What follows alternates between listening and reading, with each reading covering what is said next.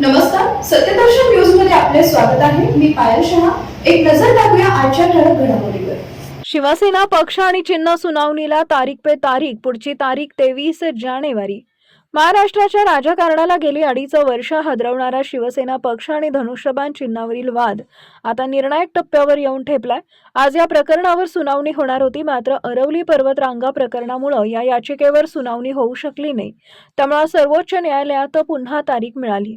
आता सर्वोच्च न्यायालयात या प्रकरणावर शिवसेना प्रमुख बाळासाहेब ठाकरे यांच्या जयंतीदिनी 23 जानेवारी रोजी अंतिम युक्तिवाद होणार असून या युक्तिवादाकडे संपूर्ण देशाचं लक्ष लागलं आहे. हा संघर्ष केवळ कायदेशीर चौकटीत नसून तो शिवसेनेच्या अस्तित्वाचा, बाळासाहेब ठाकरे यांच्या राजकीय वारशाचा आणि भविष्यातील सत्ता समीकरणांचा आहे.